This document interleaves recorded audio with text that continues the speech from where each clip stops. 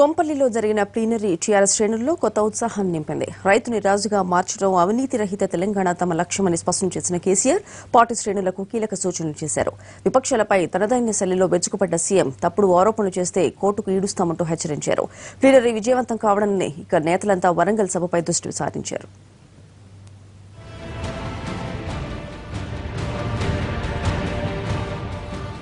TRS 10వ ప్లీనరీలో 7 తీర్మానాలు చేశారు. ముందుగా పార్టీ అధ్యక్ష ఎన్నిక జరిగింది. పార్టీకి 8వసారి సీఎం కేసీఆర్ అధ్యక్షుడయ్యారు.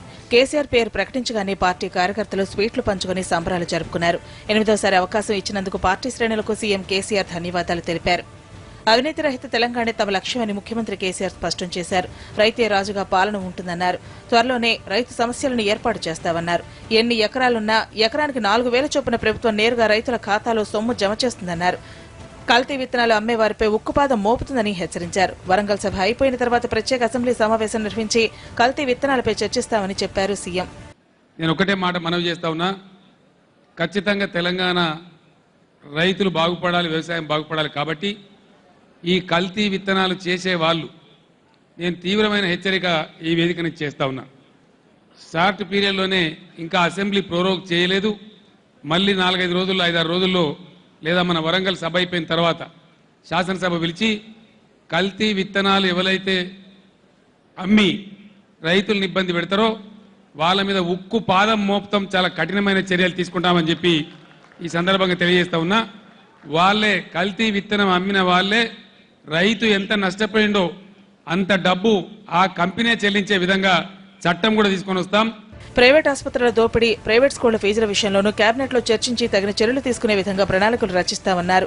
టీడీపీ కాంగ్రెస్ పాలనపై నిప్పులు చెరిగారు కేసీఆర్. వారి పాలనలో రాష్ట్ర ఖజానాకు రావాల్సిన ఆదాయానికి గండి పడిందన్నారు. ప్రభుత్వంపై ప్రతిపక్షాలు చేసిన ఆరోపణలు సీరియస్ గా తీసుకుని వారిపై కేసు నమోదు చేయాలని మంత్రుల్ని ఆదేశించారు సీఎం. మేము ఈరోజు టీఆర్ఎస్ పార్టీ ఒక ఉద్యమ స్ఫూర్తితో ఉండే పార్టీ కాబట్టి కడుపు కట్టుకొని నోరు కట్టుకొని అవినీతి రహితంగా మేము పనిచేస్తా ఉన్నాం. అవినీతి మీద యుద్ధం చేస్తా ఉన్నాం. మేము మీలాగా స్వార్థానికి పోవడం లేదు.